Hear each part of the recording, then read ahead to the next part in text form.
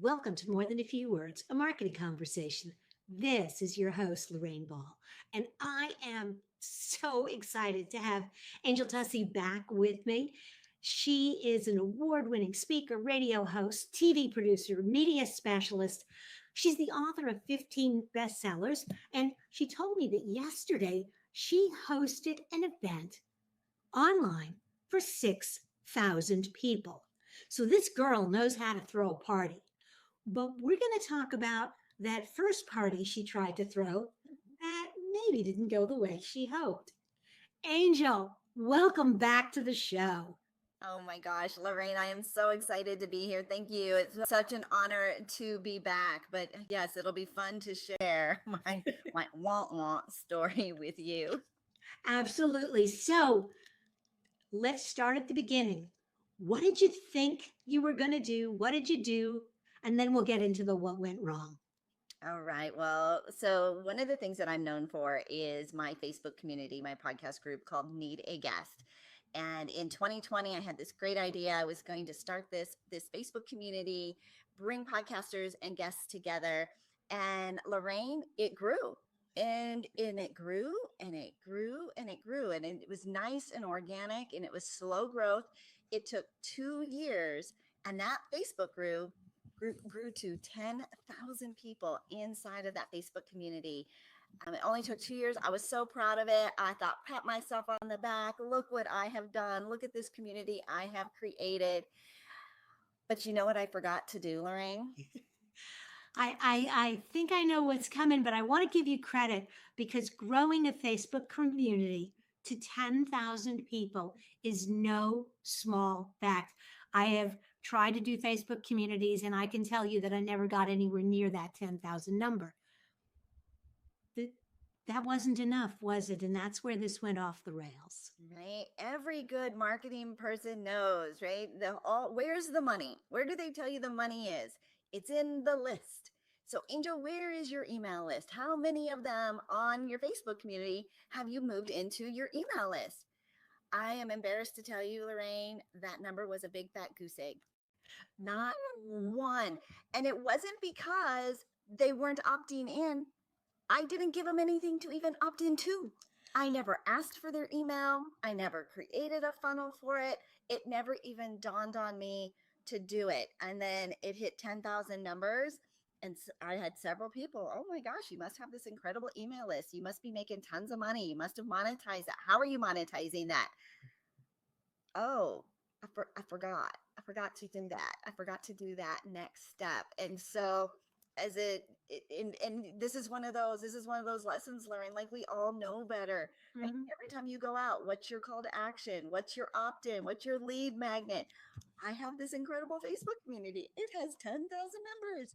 How many can I email? Not one. So if you could go back and do it again, or in this case, once you realized that it just went south, you did pivot, and you have done, because I'm on your email list now. We did pivot, Lorraine. I found there was a Chrome extension. Actually, there's several to choose from, and the very first one I chose, which I loved, because every time somebody would opt in or come into the group, not only did it give me their email address and put it into a nice little spreadsheet that I could upload into my CRM, but it also sent them a welcome DM, like a little personal welcome DM from me, welcoming them into the group. And it was a game changer for everything, right? Not only are they in the group, now I have their email, now I'm sending them this nice little welcome message and getting them all warmed up, adding value, building relationships, doing all those things. But that Facebook has some rules. You can only send, I don't know, it was like 25 messages a day or 40 messages, whatever the number was. But the group was growing so fast. And in the next 10 years, much smarter in my next 2 years, not 10 years, 2 years, we did grow the group from 10,000 to 40,000 members in 2 years.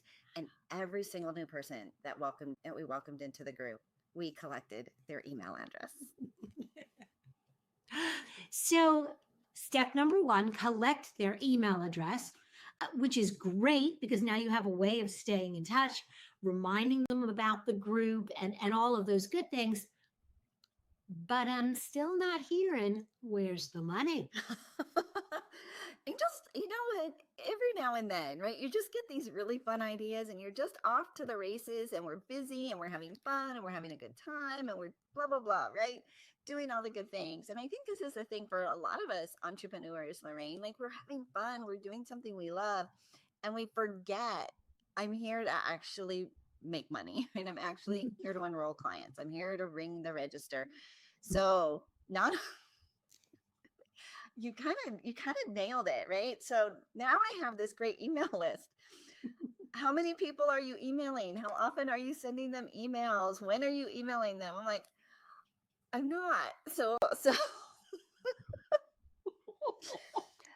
All right, step one out of two, you got the email address. They kind of forget about you if you don't send them an email every now right. Luckily for me, I did partner up with a really brilliant email marketer, copywriter, Jamie Atkinson. and And then. he had me start emailing my email list. And here's the thing, Lorraine, I went from zero, not emailing, just collecting email addresses, to now sending an email every single day. And I mean, it just woke up my email list. They were like, wait a minute, every day, Angel, where are you? Why? What? Who? Where?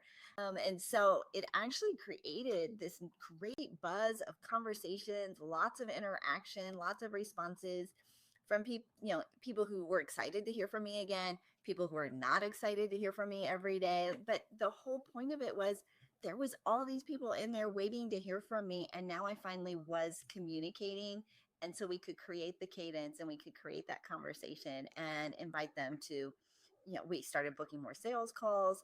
As soon as I started daily emails, I enrolled 6 new clients in the next 30 days, which was bonus extra from me. And yeah, that now we're off to the races. Now I know better, but yeah, you have to learn these tough lessons, and it's embarrassing to go back when you look and say, okay, look at who she is and look at all the things she's done. Of course she's monetizing. Of course she yeah. Well, and I think as you're talking about this, one of the things that occurs to me is like a lot of entrepreneurs, you started with a great idea and didn't think through to the end point. What did you want as an outcome? Yeah, down the road, I kind of want sales. I want people to know how brilliant I am and invite me on speaking gigs, which was great. You were going from Brooklyn to San Bernardino, California. You just forgot to figure out how you were going to get there, Exactly. where you were going to stay, where you were going to get gas and fuel. Exactly. Yeah, there was no plan. There was no plan. It was just, here's an idea. Let's go to California, right? Flip a quarter, right? Where are we going? There was no plan. It was just an idea. And honestly, sometimes that's all you need. You just need a spark of an idea to get going. And taking some action is better than no action. I think there's a lot of times we're paralyzed because we do have to figure out every mile marker, every gas station, every hotel, and we're like in the weeds, right, of all those details, and that paralyzes us from moving forward too. It's that you just got to find that balance where you actually know where you're going, have a little bit of a strategy, and every day just get better, a little bit better, and don't beat yourself up because we all make like some of the most obvious of mistakes in growing our businesses. And yet here we are. We didn't die, right? Nothing bad happened, right? I might have lost some sales. I might have lost some leads along the way, but we recovered, and Mhm. we're. I think we're better. I think we're better for it, right? Because I absolutely agree. If you work, if you wait for perfect, you never get there. I think you have to think through some of the big milestones. Okay, we want to stop in Chicago. We want to stop here. Don't know exactly how we're going to get there, but that's an important mile marker. And I think if you get those pieces in place, yeah, right. Our gas tank will take us 300 miles. Let's make sure we're landing in a city, right? Somewhere before the gas tank runs out of gas. You're right. We do need. And I think there's a lot of great strategies and a lot of great planning. I think also having a great business coach, great mentorship, learning from others who have gone before you, listening to great podcasts, and there's a lot of great resources out there. And don't do it alone, right? I think when we do it alone is really when we tend to make more mistakes. That having a good partner, or if you really are going to do it alone, joining groups where you can talk to other podcasters and ask those questions both in person and like the need a guest, need a speaker. I have enjoyed meeting people along the way. I've picked up some great guests, but I've also just had some good brainstorm sessions. And that's the beauty of this community. I love the podcast community. I just think it is such a giving and interesting group of people. Those of us that are courageous enough, crazy enough to do this. I do. I agree with you, Lorraine. Like, they're so friendly. They're so willing to be helpful. Like, there's room at the top for all of us. If Lorraine is successful, she's not taking away a seat. She's actually expanding more seats for the rest of us. So I do. I agree with you 100%. Awesome. Well, this has been fabulous. Thanks for coming back.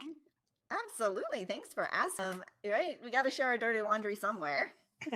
Absolutely.